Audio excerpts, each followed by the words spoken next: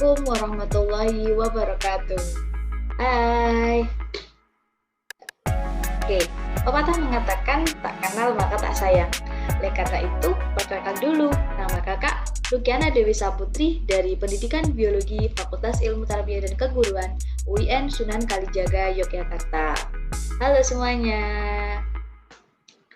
Oke, sebenarnya kita mau ngapain sih hari ini? Nah, kita hari ini mau belajar tentang materi sel.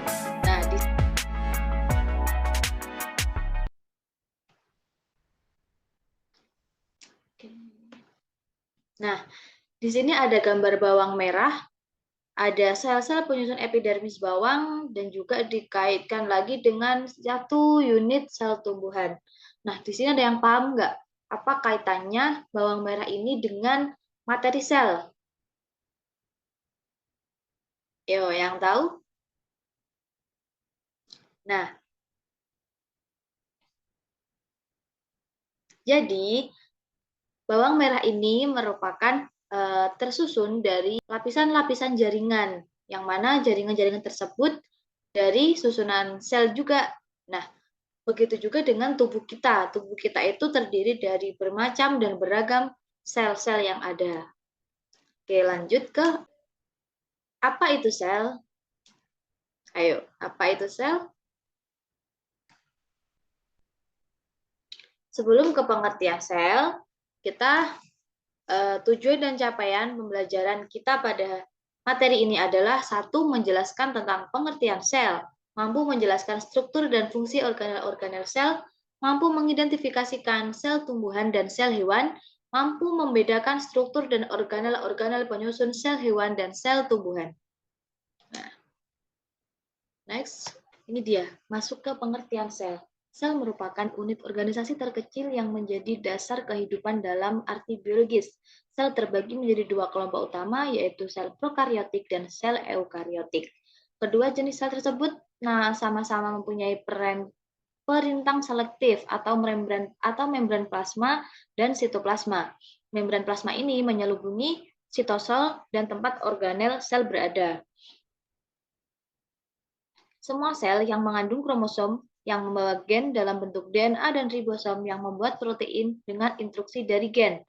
DNA pada sel eukariotik terdapat pada nukleus yang diselubungi membran ganda, sedangkan pada eukariot DNA tidak terselubungi oleh membran yang disebut nukleid. Organel-organel pada sel eukariot terspesialisasi, sedangkan pada sel prokariot tidak. Nah, itu pengertian singkat dari sel, dan berikut dari gambar tentang sel prokariot dan sel eukariot. Di sini bisa ditandain kalau sel prokariot itu yang seperti tabung lah ya, atau apa itu, dengan ada ekornya, kayak ada ekor gitu. Terus yang eukariot yang seperti belahan.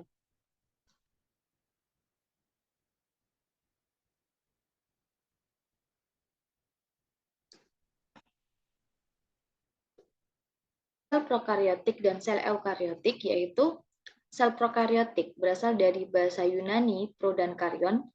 Pro artinya sebelum dan karyon artinya inti. Jadi sel prokariotik berarti sebelum inti. Bagian dalam sel prokariot disebut sitoplasma. Sel prokariotik tidak memiliki nukleus sejati karena bahan intinya masih tersebar di dalam sitoplasma dan belum diselubungi oleh membran inti. Materi genetiknya atau DNA terkonsentrasi pada suatu daerah yang disebut nukleotid tetapi tidak ada membran yang memisahkan daerah ini dari bagian sel lainnya. Dikutip dari Campbell tahun 2008. Sel eukariotik termasuk golongan yang memiliki struktur lebih maju, yaitu sama dengan sel tumbuhan dan binatang. Eukariotik sebagai kelompok organisme yang sel-selnya mengandung nukleus dan dikelilingi oleh membran nukleus. Kromosom terdiri dari asam deoksiribonukleat yang membentuk kompleks dengan sejumlah protein dan jumlah protein lebih dari satu. Kelompok mikroorganisme ini mempunyai nukleus sejati. Dinding sel eukariot pada umumnya lebih tebal dibandingkan dengan dinding sel prokariot. Nah, ini sekilas perbedaan dari sel prokariotik dan sel eukariotik. Nah, ini mungkin bisa lebih mudah ya dipahami perbedaannya, yang mana secara contoh organismenya, sel prokariot itu pada kelompok bakteri dan ganggang hijau, sedangkan eukariot itu pada protista, fungi, tumbuhan, dan hewan. Ukuran sel, metabolisme, organel, DNA pada RNA dan protein, sitoplasma, pembelahan sel, dan organisme seluler. Nah, kita lanjut ke bagian sel. Bagian sel itu yang pertama ada membran sel. Nah, di sini membran sel sering disebut juga membran plasma yang bersifat semi-permeable. Artinya, membran sel hanya dapat dilewati oleh zat tertentu, tetapi tidak dapat dilewati oleh zat lainnya. Zat yang dapat melewati ialah air, zat yang terlarut dalam lemak dan ion tertentu. Membran sel berfungsi pelindung dan pengatur keluar masuknya zat dari dan ke dalam sel. Pada sel tumbuhan terdapat dinding sel yang berfungsi 1. Melindungi bagian sel yang terletak lebih dalam, memperkokoh sel, mencegah agar sel tidak pecah, menjadi tempat berpindahnya air dan mineral. Secara gambarnya itu seperti itu, gambar dari membran sel. Di situ ada panah-panahnya ya, yang mana dijelaskan mulai dari protein intrinsik, glikoprotein, glikolipid, protein intrinsiknya, dan lain sebagainya. Lanjut ke inti sel, nukleus. Nah, inti sel ini sama dengan nukleus ya, yang mana kayak yang mana seperti lingkaran di tengah, itu namanya inti sel ataupun nukleus. Nukleus biasanya berbentuk oval atau bulat, berada di tengah-tengah sel. Di dalam inti sel terdapat nukleolus. Nah, yang di dalam ini, yang kecil di dalamnya ini merupakan nukleolusnya. Yang besar ini nukleus dan benang kromosom. Cairan ini tersusun atas air, protein, dan mineral.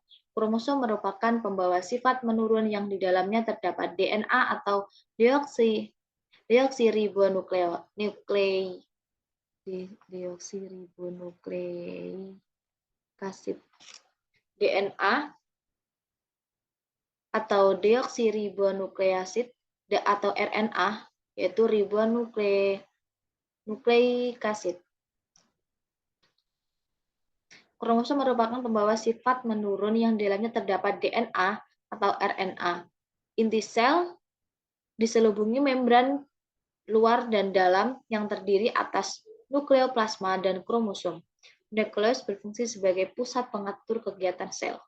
Jadi, dalam inti sel ini ataupun yang bagian tengah dari sel yang mana sebagai nukleus merupakan pengatur kegiatan sel. Jadi intinya itu di sini. Oke, next.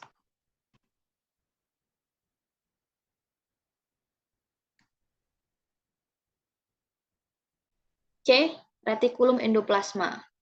Retikulum endoplasma yaitu struktur benang-benang yang bermuara di inti sel.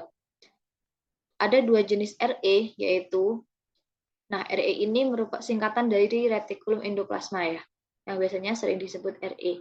RE yaitu RE granuler atau RE kasar dan RE agranuler atau RE halus. Retikulum endoplasma berfungsi menyusun dan menyalurkan zat-zat ke dalam sel atau sebagai alat transportasi sel. RE kasar, fungsi RE kasar adalah mengumpulkan protein dari dan ke membran sel, sedangkan fungsi RE halus adalah untuk mensintesis lipid, glikogen, kolesterol, dan gliserida. Pada RE kasar terdapat ribosom dan RE halus tidak terdapat ribosom. Ini gambar RE secara umum ya, tidak ada yang jelas gitu, baik dari RE kasarnya seperti apa ataupun RE halusnya seperti apa.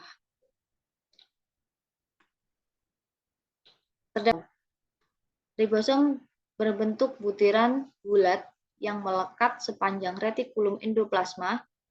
Ada pula yang soliter atau hidup sendiri terpisah yang bebas di sitoplasma. Ribosom berfungsi sebagai tempat untuk sintesis protein. Ribosom yang ini, seperti lakukan ya, di sekitar retikulum endoplasma. Jadi kalau misalnya di sini, itu yang kecil-kecil ini, lebih gede. Nah, ini gambar dari ribosom. Oke, next.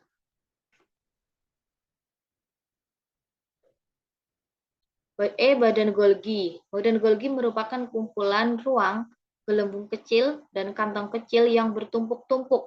Pada sel tumbuhan badan Golgi disebut diktiosom. Badan Golgi berfungsi sebagai alat pengeluaran atau sekresi protein dan lendir, maka disebut organel sekresi. Jadi badan Golgi ini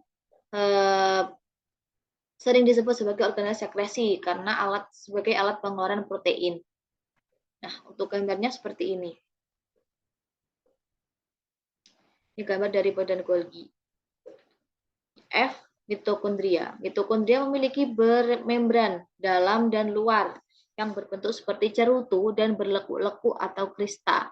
Di dalam mitokondria berlangsung proses respirasi untuk menghasilkan energi. Mitokondria berfungsi sebagai penghasil energi sehingga diberi julukan the powerhouse. The powerhouse karena dia berfungsi sebagai penghasil energi. Mitokondria. Kalau dari jauh biasanya ini yang kayak apa ya bentuknya? Seperti sosis. Kalau dari jauh. G. Lisosom. Lisosom merupakan kantong kecil yang bermembran tunggal yang mengandung enzim pencernaan. Lisosom berfungsi mencerna bagian-bagian sel yang rusak atau zat asing yang masuk ke dalam sel serta penghasil dan penyimpan enzim pencernaan seluler. Gambarnya seperti itu. Yang H, yaitu vakuola. Vakuola adalah ruangan yang terdapat di dalam sel. Pada sel tumbuhan yang sudah tua, vakuola tampak berukuran besar dan berisi cadangan makanan dan pigmen. Pada sel hewan, vakuola berukuran kecil. Vakuola mengandung garam organik, glikosida, butir pati, dan enzim. Adapun selaput pembatas antara vakuola dan sitoplasma adalah tonoplasma. Gitu. Next. Plastida. Plastida merupakan badan bermembran rangkap yang mengandung membran tertentu. Plastida mengandung pigmen hijau atau klorofil disebut kloroplas, sedangkan yang berisi amilum disebut amilopas. Plastida hanya terdapat pada sel tumbuhan. Ada 3 jenis plastida yaitu leukoplas, kloroplas, dan kromoplas. Leukoplas adalah plastida berwarna hijau yang berfungsi sebagai penyimpan makanan dan terdiri dari amiloplas atau untuk menyimpan amilum, elaioplas untuk menyimpan lemak atau minyak, dan proteoplas untuk menyimpan protein. Kloroplas yaitu plastid yang memiliki pigmen warna hijau. Kromoplas yaitu plastid yang mengandung pigmen seperti karotin atau kuning, vicodinin atau biru, vicosantin atau kuning, dan vicoeritrin atau merah. Jadi yang terakhir yaitu sentrosom, struktur berbentuk bintang yang berfungsi dalam pembelahan sel mitosis maupun meiosis. Organel ini hanya terdapat pada sel hewan yang berfungsi aktif dalam pembelahan sel. Sel tumbuhan dan sel hewan memiliki perbedaan yang cukup terlihat dengan adanya perbedaan organel yang ada pada sel tersebut. Ini salah satu perbedaan antara sel hewan sel tumbuhan ya. Yang mana dalam sel tumbuhan nggak ada sentrosom dan pada sel hewan terdapat sentrosom. Begitu juga dengan plastida, dalam sel hewan tidak ada plastida, dalam sel tumbuhan terdapat plastida. Okay, next. Nah, berikut dari perbedaan sel hewan dan sel tumbuhan. Sel hewan dan sel tumbuhan terdapat perbedaan pada komponen organel sel yang menyusunnya. Sel hewan tidak memiliki dinding sel sehingga bentuk sel hewan tidak tetap seperti sel tumbuhan.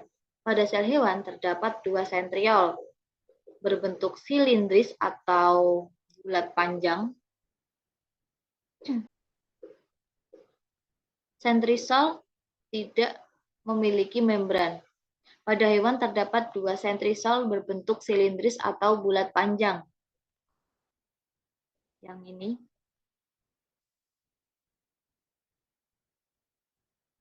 Sentrisol tidak memiliki membran, DNA, dan RNA. Sentrisol berfungsi membentuk perlengkapan pembelahan sel. Sentrisol merupakan struktur yang hampir sama dengan tubuh basal. Tubuh basal terdapat di bagian dasar dari setiap silia dan flagella. Tubuh basal membantu pengaturan mikrotubulus dan yang menyusun silia dan flagella.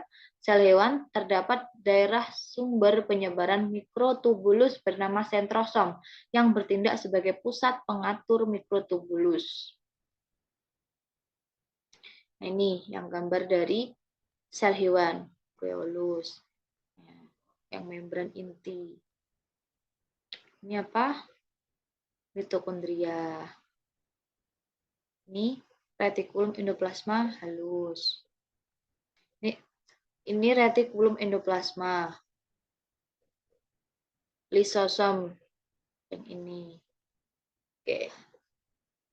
Sel tumbuhan mempunyai struktur membran sel, inti sel, dan sitoplasma, yang di dalamnya terdapat organel-organel sel yang tidak jauh berbeda dengan sel hewan. Hanya saja pada sel tumbuhan tidak ditemukan sentrisol, akan tetapi sel tumbuhan memiliki dinding sel, plastida, dan vakuola. Sentrisol tidak terdapat pada sel tumbuhan karena telah diketahui bahwa perlengkapan pembelahan sel berbentuk tanpa adanya sentrisol atau struktur lain yang tampak dalam sentrosom. Gambar sel tumbuhan. Ini vakuola. Yang kelihatan gede menonjol ini adalah vakuola yang biasanya sebelahan dengan inti sel. Oke, next. Nah, ini perbedaan secara tabel sel tumbuhan dan sel hewan. Plastida atau kloroplas dalam tumbuhan ada, hewan tidak ada. Dinding sel pada tumbuhan ada, pada hewan tidak ada. Lisosom pada tumbuhan tidak ada, pada hewan ada. Sentriol pada tumbuhan tidak ada, pada hewan ada. Bentuk tetap, pada hewan tidak tetap. Ya tadi alasannya kan tidak memiliki dinding sel ya, makanya bentuknya tidak tetap. Vakuola pada tumbuhan besar, pada hewan kecil. Nah, di sini dari materi pengertian sel, organel-organel dan fungsi dari sel, dan juga perbedaan sel hewan dan sel tumbuhan. Kira-kira udah paham belum? Mana nih yang belum paham lagi?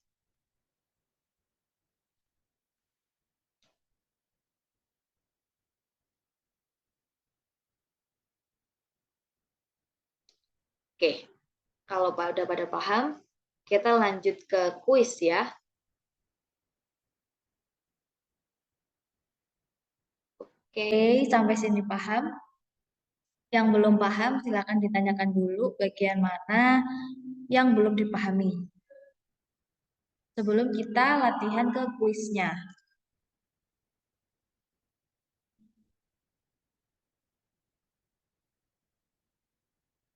Ayo, silakan ditanyakan bagian mana yang belum dipahami.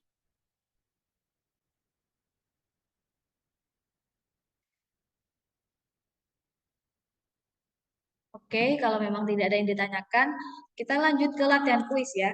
Saya share screen dulu.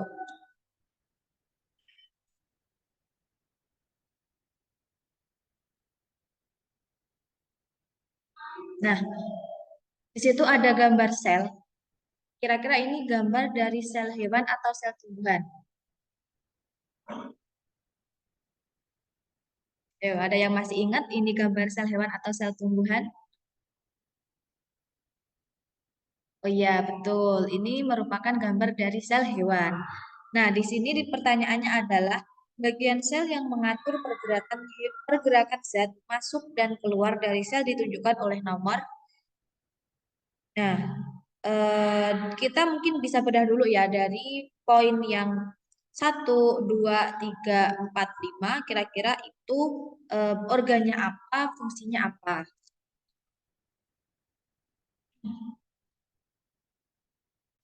Oke, kita latihan dulu dari yang nomor 1. Kita bedah ya, kita bedah bareng-bareng.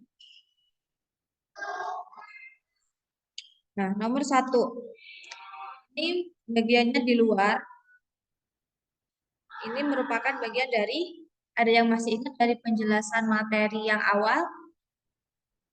Ya, betul. Ini merupakan gambar dari membran sel.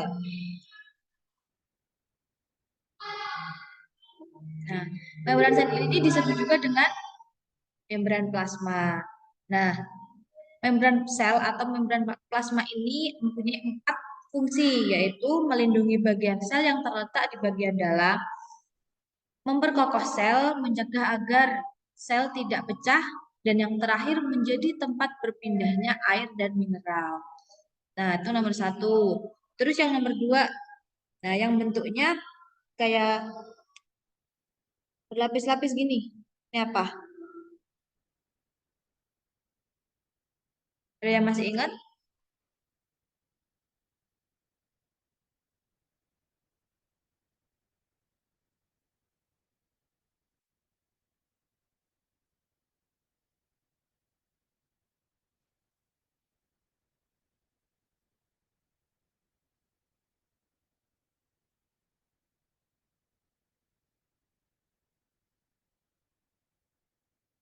Badan Golgi, nukleus, mitokondria, lisosom.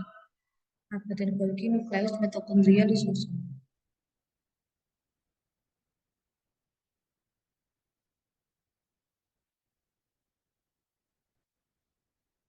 Nah, ya.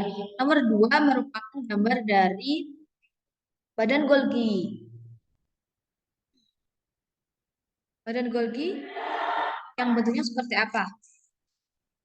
Bentuknya seperti kumpulan ruang, gelembung kecil, dan kantong kecil yang bertumpuk-tumpuk. Ya, kayak gini.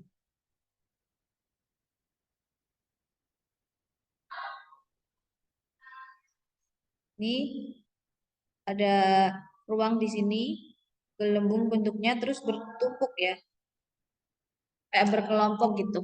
Itu namanya badan Golgi.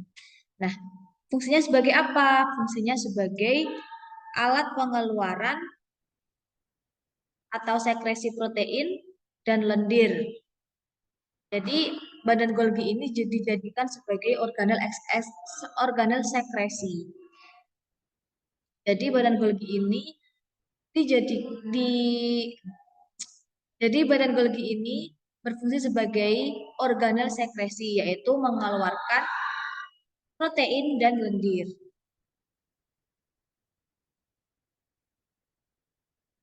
Oke. Yang ketiga, letaknya di tengah, pasti pada tahu lah ini apa yang letaknya di tengah. Ya, namanya nukleus.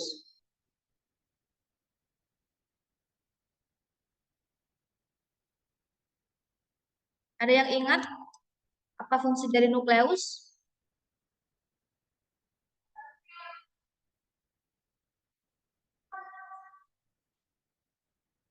Sebagai pusat pengatur kegiatan sel. Nah, nukleus ini disebut juga sebagai inti sel. Jadi intinya berarti kan sebagai pusat pengatur kegiatan sel itu dari nukleus. Yang keempat, ini merupakan gambar dari yang kayak apa ini? Kayak sosis apa ya? Apa? Gambar apa?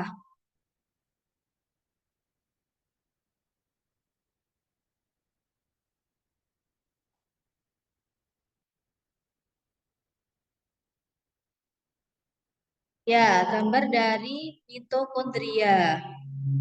Mitokondria memiliki membran dalam dan luar yang berbentuk seperti cerutu dan berlekuk-lekuk seperti krista atau kristal.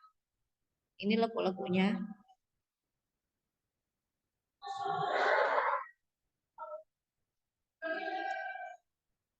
berlekuk-lekuk kan. Nah, ini yang dalamnya ada kayak gini, bentuknya memanjang, dalamnya berlekuk-lekuk, berarti dinamakan mitokondria. Nah, tugasnya sebagai apa? Penghasil energi.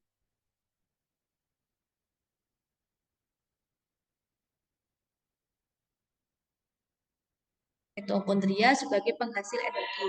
Nah, mitokondria ini mempunyai julukan. Biasanya dijulukin the powerhouse. Powerhouse. Oke, lanjut yang terakhir yaitu nomor 5. Ini apa? Yang terakhir ya namanya ribosom. Ribosom itu butiran-butiran bulat melekat sepanjang retikulum endoplasma. Kan RE-nya kan di ini. Jadi ini yang bagian tak jelasin dulu. Yang ini merupakan gambar dari ribosom. Ini bulatan-bulatannya. Nah, berfungsi sebagai sintesis protein. Ribosom. Ribosom berfungsi sebagai sintesis protein. Nah, berarti dari pertanyaannya, ini jawabannya nomor 1. Ya, jawabannya nomor 1, yaitu A. Oke, sampai sini jelas lah ya terkait materi sel, mulai dari pengertian, fungsi, organ-organnya apa saja, sampai dengan perbedaan sel hewan dan sel tumbuhan. Oke, mungkin bisa kita cukupkan untuk materi kita pada hari ini berkaitan dengan sel. Semoga materinya salah apa ya?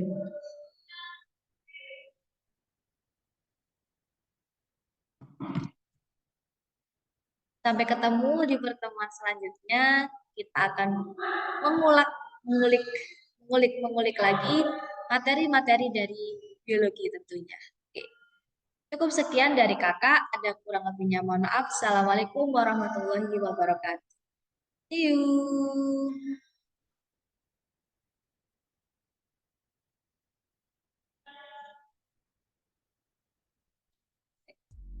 Oke, cukup sekian dari kakak. Ada kurang lebihnya mohon maaf. Assalamualaikum warahmatullahi wabarakatuh. See you.